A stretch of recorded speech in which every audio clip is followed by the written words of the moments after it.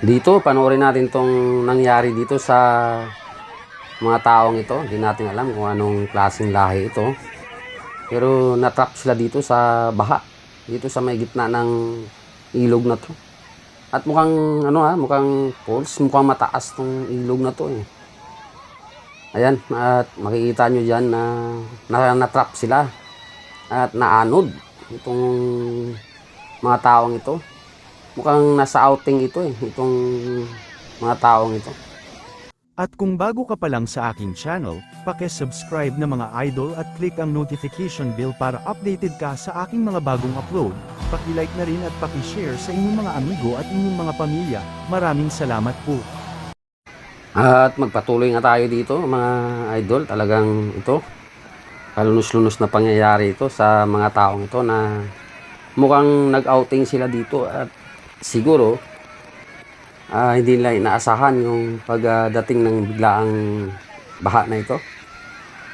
Ito natrap yung isang grupong yan nasa gitna ng ilog na may malakas na baha at agos ng tubig.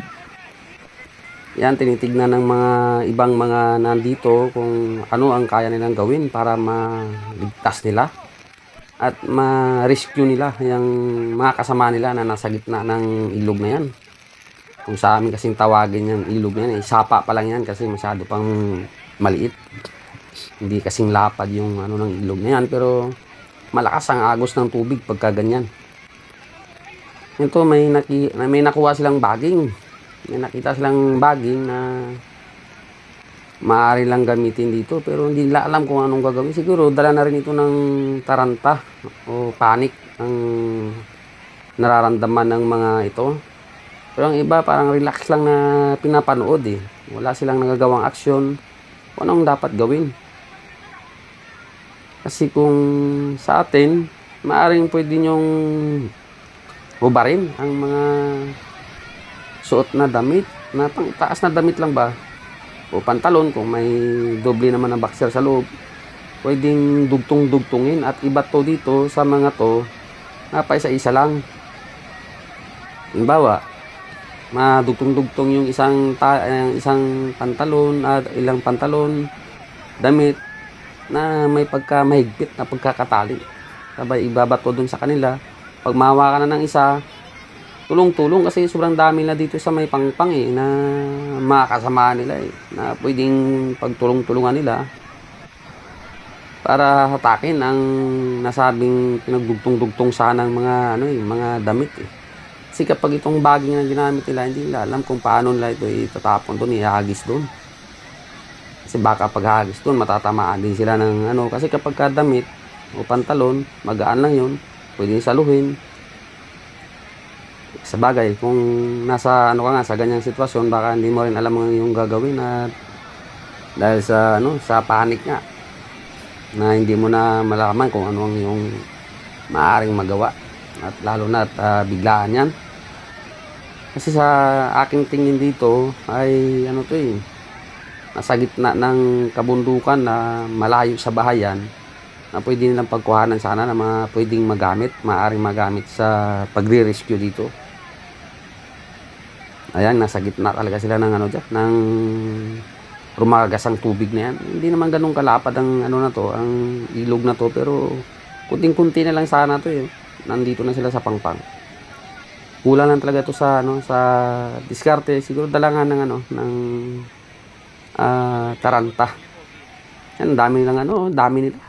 Kung lahat ng kanilang mga lalaki, mga kasuotang pantaas, inubad nila yan, pinagdugtong-dugtong, o kaya yung pantalon, pinagdugtong-dugtong at ihagis doon pa isa-isa lang. Hindi naman bibiglain, pa isa-isa lang, sabay tulong-tulong sila na nakakapit yung tao sa sinabi natin pinagdugtong-dugtong sanang mga kasuotan.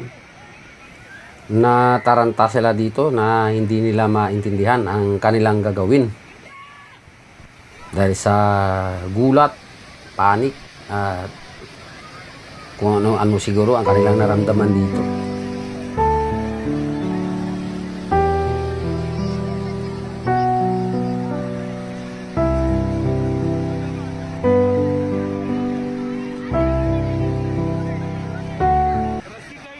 At ayun nga, na tangay na ng agos itong isa, dalawa.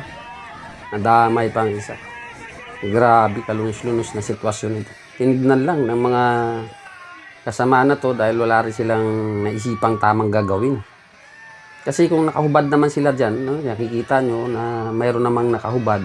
Kung naisipan nilang lahat na maghubad sana ng mga pang-itaas na damit, kasi mga long sleeve din yan, karamihan ng suot nila dyan, at nagdugtong-dugtong sana nila, ginawa nilang tali na hinihagis dun sa mga, ang dami nila eh. O kung yung iba, nag-aabang dun sa ibaba, parte ng ano, sa bandang ibaba ng lugar na yan, at para mag-abang rin doon ng mga may mga hawak-hawak silang pinagdugtong ng mga damit, ay maaari nilang na-rescue ito pa kunti-kunti. Hindi natin sigurado kung lahat sila marirescue, pero kahit pa paano siguro talagang may magagawa kung yung ginawa nila, naisipan nilang pagdugtong-dugtongin ang mga damit pang itaas ng mga lalaki nito, mga pantalon, may mga boxer o may mga doble namang short sa loob.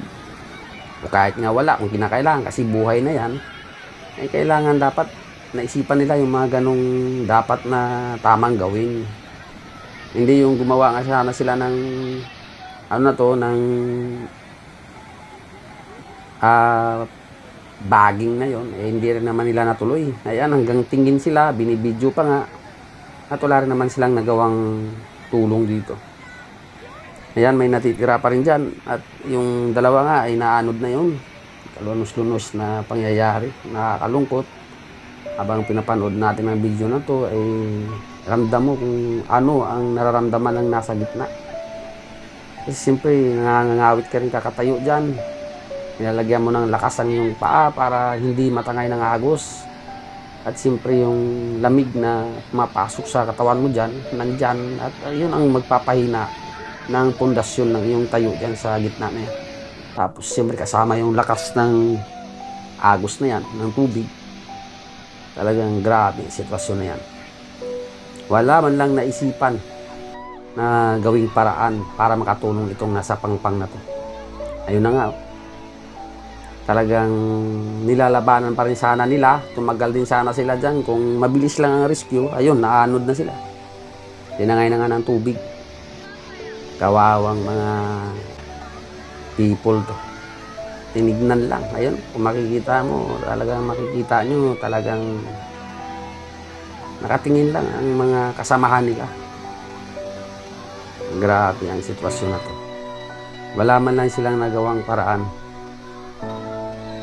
Habang pinapanood ko tong video na to, nagtatanong ako sa sarili ko. Iniisip ko, mabubuhay pa kaya yung mga yun? Mamamatay kaya yung mga yun?